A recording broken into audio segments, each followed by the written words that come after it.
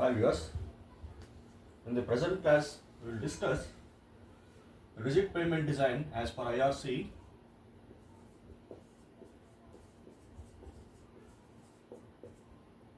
As per IRC 58, rigid pavements means, in our sense, we are dealing with cement concrete pavements only. So once you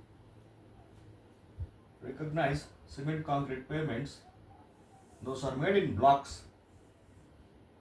Suppose this is a cement concrete road.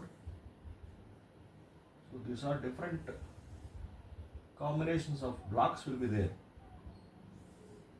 right? Like this, there are a lot of blocks. And if you go on traveling on a concrete road, you will find joints everywhere.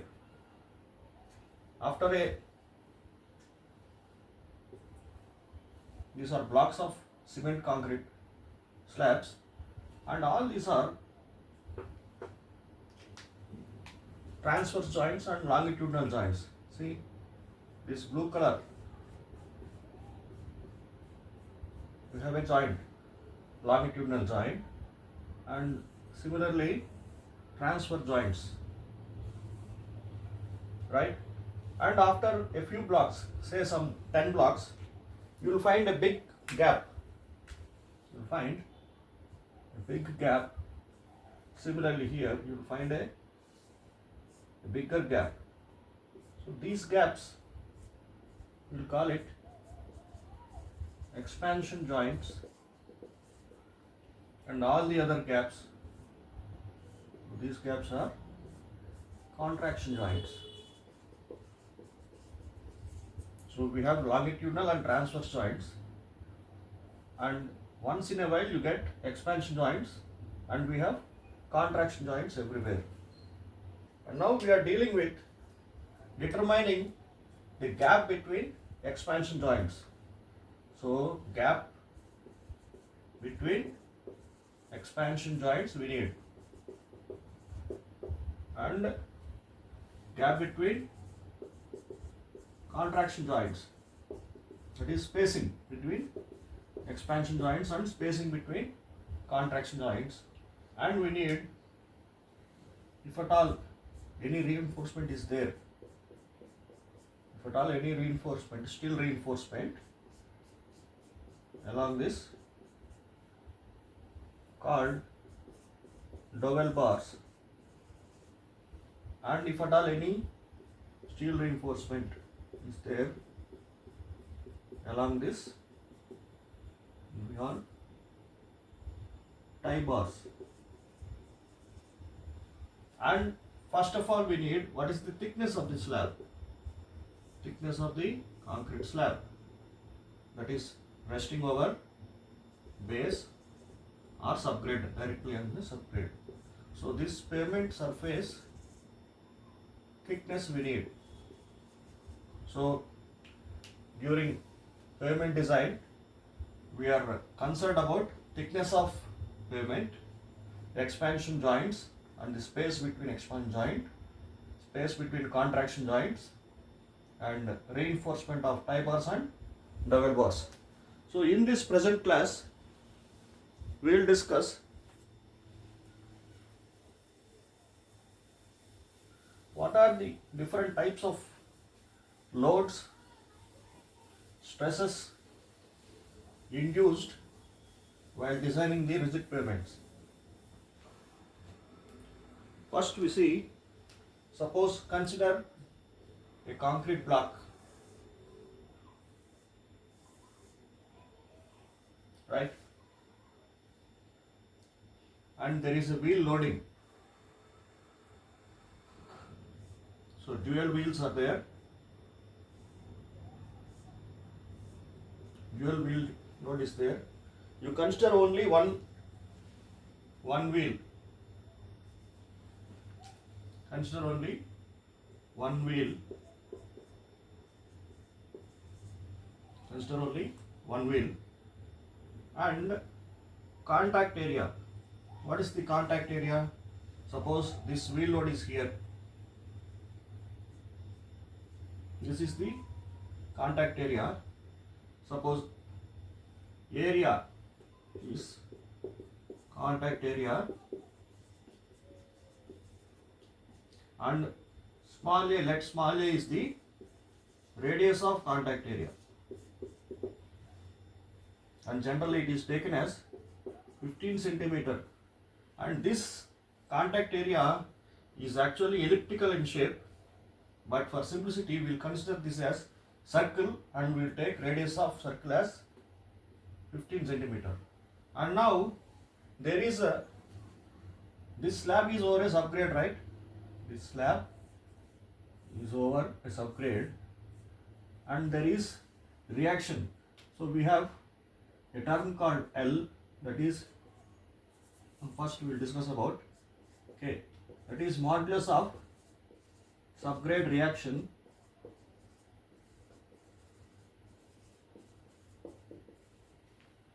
which is given by the stress induced and the allowable deflection due to a circular of diameter 75 centimeter, due to circular plate of 75 centimeter diameter, whatever stress is induced, and this allowable deflection is 0.125 centimeter, and this term is called modulus of subgrade reaction. And now we have small l, which is radius of relative stiffness,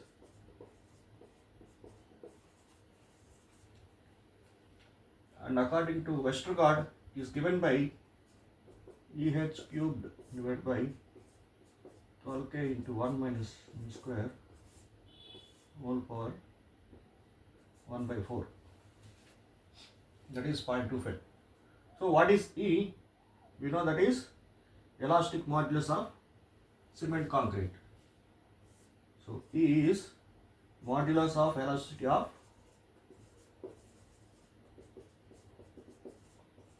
cement concrete. It is generally taken as 2.1 into 10 power 5 kg per centimeter square, and H is the thickness of slab. H is the thickness of concrete slab, and mu is the Poisson's ratio of cement concrete, that is taken as 0.15, and K we know modulus of subgrade reaction. This data will be given, and then you have to calculate radius of relative stiffness. And now suppose this is the contact area with radius A. Now we have a resisting section.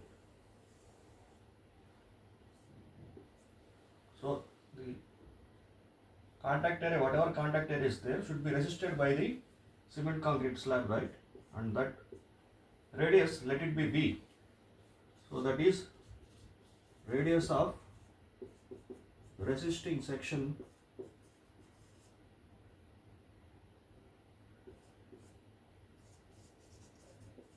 which is given by 1.6 A square plus H square minus 0.675 H. If A is less than 1.724 H. If the radius of contact area is less than 1.74 H, then B is given by this formula. Otherwise, take B as equal to A, right? If we are clear up to here, now we will see different types of stresses induced in pavement design. Now we will see we have three types of loadings. So we have interior region is there, and we have corner, and here we have edge. So interior, edge and corner regions are there. So for same wheel load, the stresses induced in the cement concrete slab will be different depending on the region of loading. And also the maximum stress induced at the corner region is not at the corner, it is somewhere along the corner bisector, maybe at some distance x, suppose at some distance x, and that x is given by 2.58 square root of A and L, right? Now we will see the different formulae given by Westergaard to calculate load stresses and temperature stresses. So load stresses.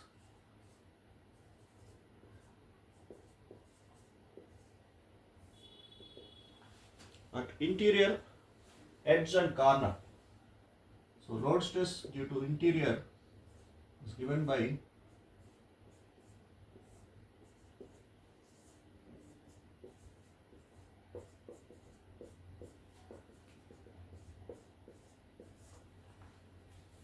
right. Similarly for edge region,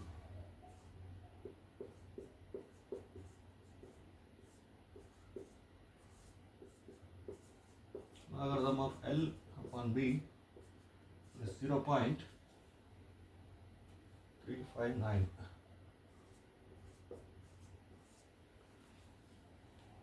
And similarly for corner region, we have 3p by square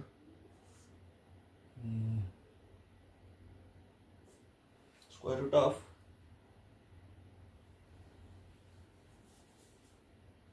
1 minus L2 by L.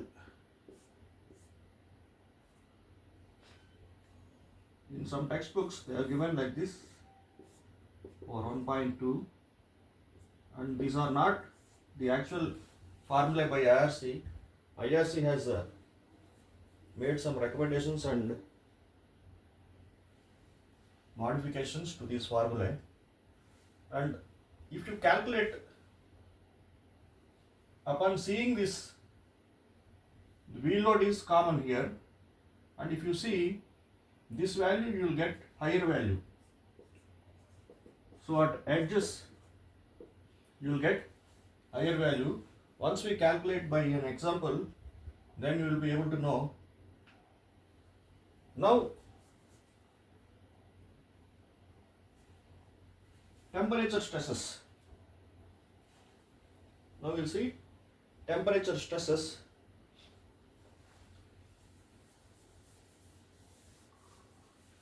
We have temperature stresses. So because of the temporal variations,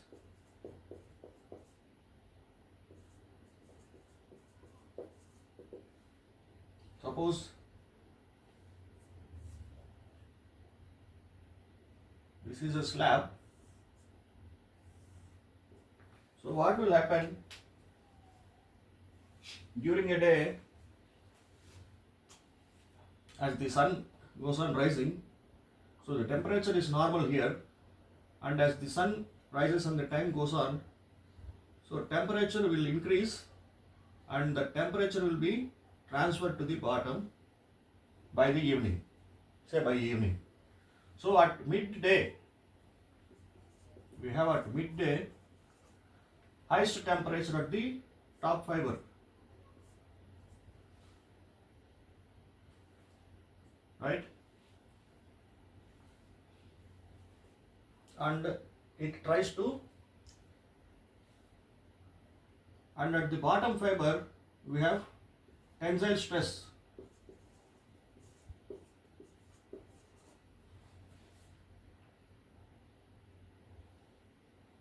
So we have highest temperature on the top.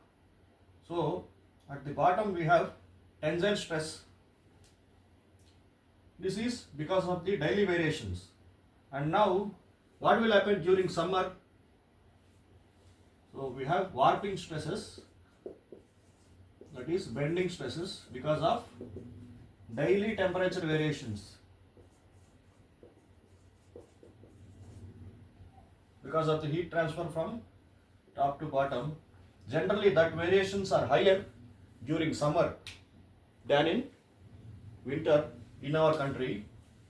And now we'll see different formulae for that. So temperature stress at interior region,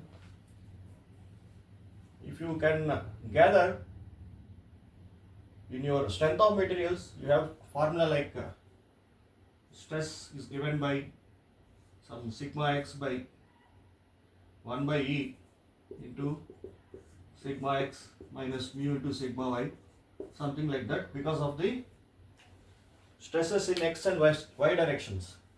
So similarly here also, due to stresses induced because of the temperature, we have different formulae. So similarly, similar to that formula,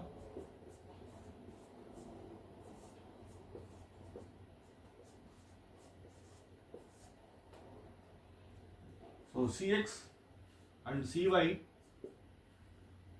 are called Bradbury coefficients. So I'll write a small graph here.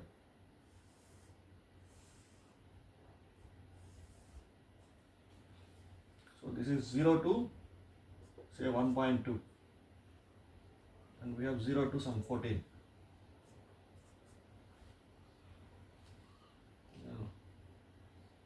Something like this. I arrow like this, and these are Cx and Cy values, and along x-axis we have Lx by L and Ly by L. According to these values, calculate Lx by L and read out Cx, and similarly Ly by L and calculate Cy. What is Lx and Ly? Suppose this is the concrete slab, and these are transverse joint here, transverse joint here, and a transverse joint here. So the length between transverse joints, so this is the alignment of road. So length between transverse joints, that is Lx, and length between longitudinal joint, that is Ly. And coming to edge region, we have, if it is edge region here, edge region, we take mu as 0.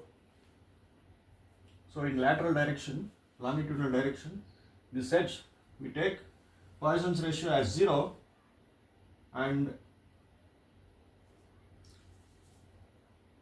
then the formula becomes, and what is capital E? We know elastic modulus, that is modulus of velocity for cement concrete, and E is coefficient of thermal expansion, right? Small e is coefficient of thermal expansion.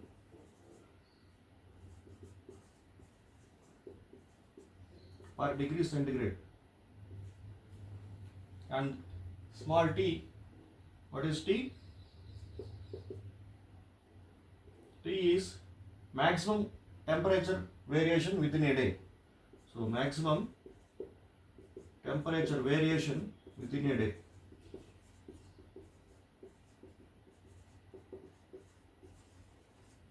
And now we will see what is warping stress at corner. So this is given by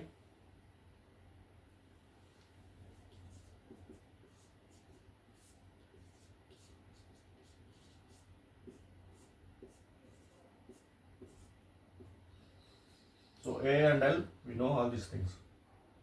And here also, upon seeing this, here also, for edge region you will get the maximum value. Of course, we will solve a problem For edge region, we will get maximum value because Lx is more than Ly in general. Lx is more than Ly. So because Lx by L is more, you will get Cx value as more. And we don't have this.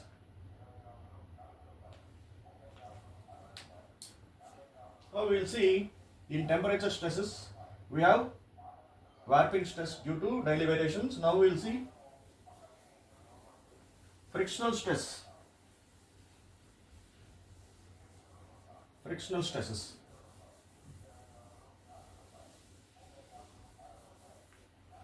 Suppose we are dealing with summer. So suppose this is a concrete slab, say some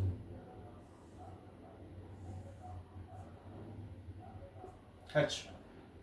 So this is B width, that is Ly, and this is L, that is Lx, and this is H, that is thickness of slab. So during summer what will happen? This block tries to expand. Suppose this is the midway, so it will expand. Or during winter it will contract. Whatever the case, the frictional stresses are induced where? At the surface of this concrete slab and the subgrade. Because of the frictional stress along the surface area, that is bottom area, not the surface, whatever the contact area, V into L, it is contracted by the self weight of the slab, that is gamma F into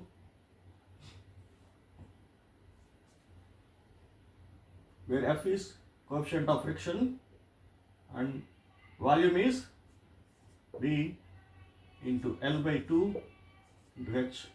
Why L by 2 is? It is 50%. That way, it 50% this way. So L by 2 into H.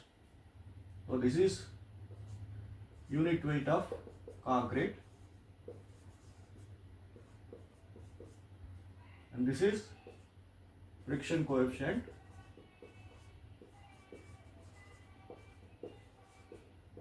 Width, length and slab thickness. And now you get frictional stress as BL gets cancelled. So gamma L F by 2, gamma H F by 2. So that is the frictional stress. Now we have seen load stress, warping stress and frictional stress, and we have three regions of loading: interior, edge and corner. Now we will see what is the critical combination of stresses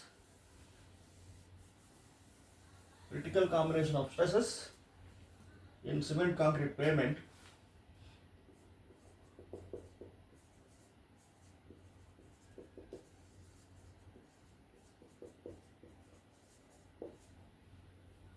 So at edge, we will see at edge. At edge we have, as I already told you, at edge we get higher values, load stress for load stress and warping stress.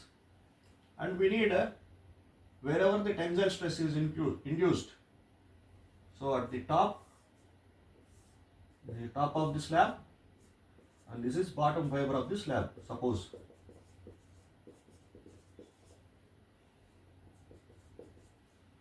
So during summer, at edge, we are at the edge region. During summer,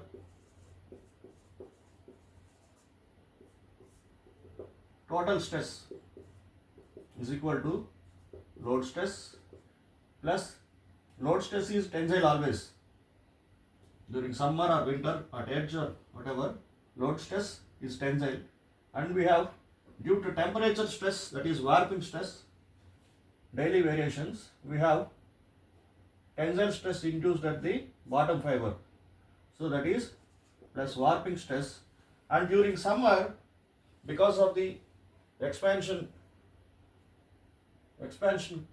quality of the cement concrete, compressive stress is induced inside the concrete slab, so we have minus frictional stress, right?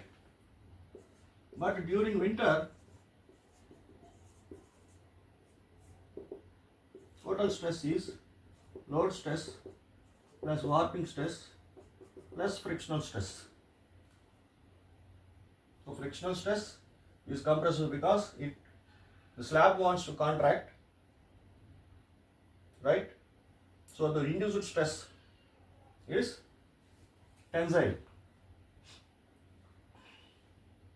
But these two are same during winter or summer, but warping stress, that is daily temperature variations, is a function of T, that is temperature variations within a day.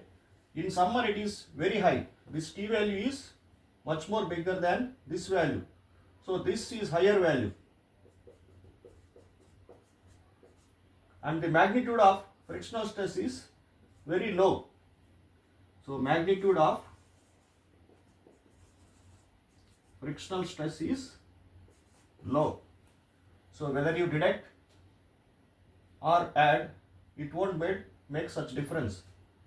So because this value is higher during summer, so this is the critical combination of stress, that is maximum you will get during summer at edge region and at midday, right? And at corner, what will happen during summer or winter? At corner, you don't consider frictional stress. You just total stress, you just add load stress and warping stress. That's it. Whether it is summer or winter, you don't consider frictional stress. Remember, this is the critical combination of stress at edge during midday summer. So that's it.